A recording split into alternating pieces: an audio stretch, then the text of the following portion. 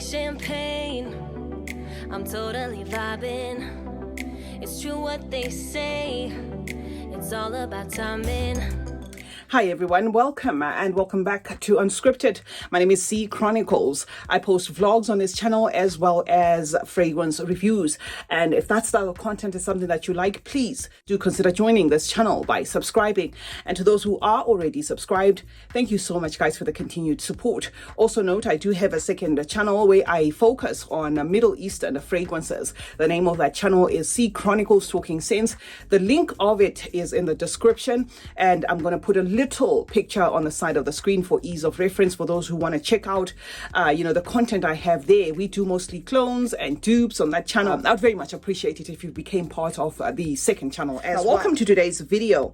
Today I have a miniature fragrance to review for you from Juliet Has a Gun, and this one is Ode to Dullness.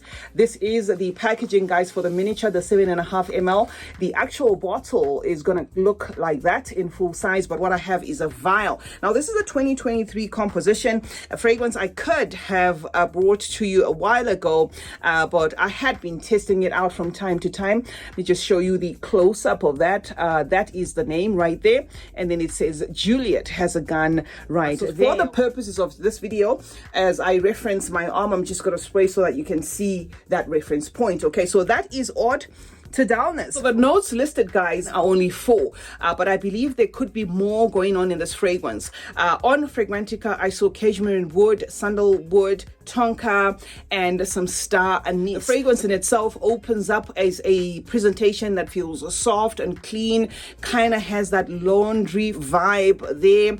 Not so much on the absolute fresh side, but clean with an underlying faint sweetness. Everything about this is faint, especially in the opening there. Faint sweetness, faint woodiness, and then at the middle of this fragrance then transitions to an evident star anise note that comes to the surface there, rising and presenting with it something that feels a little bit like a licorice undertone to this fragrance. And the juice in itself becomes one that asserts itself as like a molecular juice, where you can't really pinpoint what exactly is doing what. It just gives that molecular vibe to it, and it's that feel in this fragrance that makes it a mood specific type of fragrance, a fragrance that's going to present different from skin to skin, a fragrance that's going to present different from weather to weather. I have tested this for about 4 or 5 times ever since I purchased it, and sometimes I feel so drawn to it, and sometimes I feel like I wish I could scrub that off, because it just has like a lingering, persistent thing there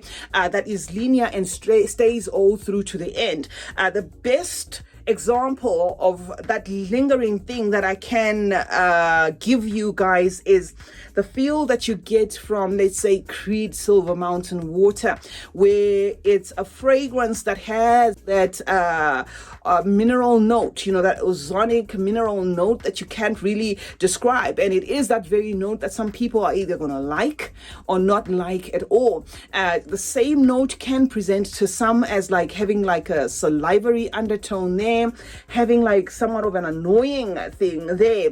So with that particular fragrance, Creed Silver Mountain Water, and I'm not saying this is the same fragrance guys, this is doing its own thing, but I am just giving you a mental shortcut of what to expect of this weird note that then carries this fragrance all through. It's either you like it or you just can't stand it, and it plays a tease on you where when you get it for the first time, because it gives you that soft burst of a clean presentation of a fragrance, that soapy accord, you can find yourself overspraying this because it has that come close to me type of situation going on there, where you spray it and then say you've gone under the sun and stuff like that, it starts doing a little too much, and you look around you and it's just it's you that has this thing going on around you.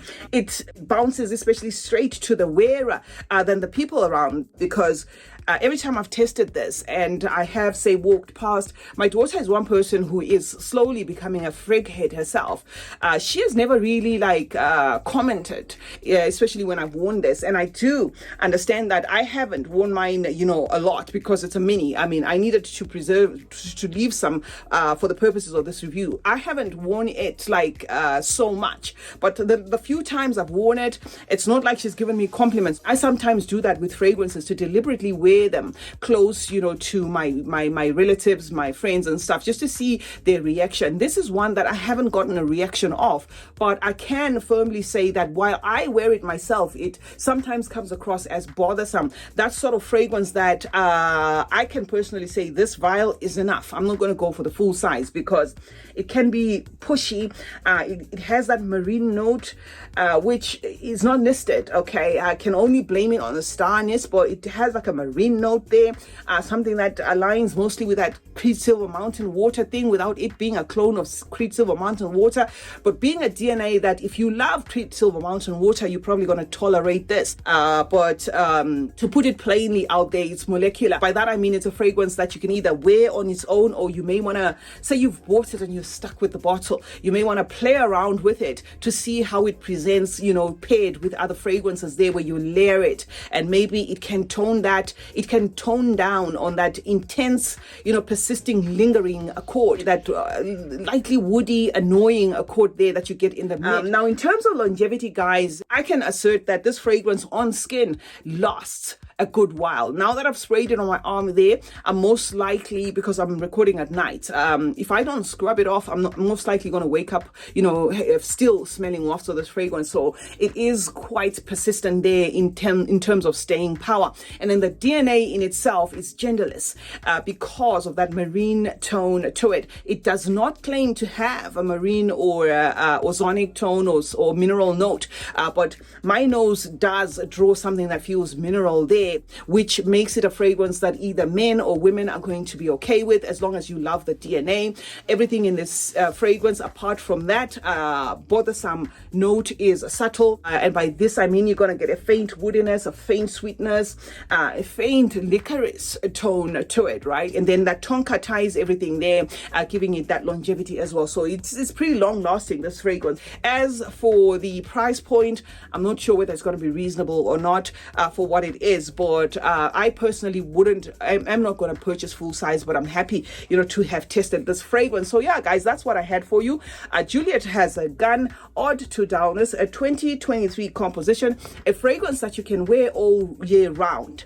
But say, for instance, it bothers you so much in the sun, you may want to wear it in cooler weather, because that note there, C Chronicles is my name. Thank you so much for joining me today. Let's meet, guys, in the comment section, where we'll obviously discuss more about fragrances. Let me know your thoughts. I'm just putting it back because what I do with my minis, I always put them back because I lose a lot of minis in this closet. You drop it, it's gone, right? And yes, I have listened to the advice to get a carpet. I do have a carpet, but as you would have it, in most cases, it'll bounce off that carpet and go straight to the tiles. So yeah, that's what I had for you guys. Let's meet in the comment section where we'll discuss more about fragrances. Is this a fragrance, that you have tried? From the Juliet Has a Gun fragrances, I have tried not a perfume. I actually liked that one, but I didn't pull, I didn't buy full size. I just got a little vial from Latino in a discovery box. I liked that one, but it's just a powdery type of fragrance where for some can be a whole lot of nothingness. And in store, I have tested one that smelled very similar to Poison. I can't remember what the name was, and this is the third one that I've tried. So yeah, for those who like those kind of fragrances, you're gonna like this. Do turn on post notifications, guys, on both my channels. That way you get to be notified anytime I upload a video. Meanwhile, like and share this one, guys. Stay safe, stay blessed, and I'll see you in the next one. Bye for now.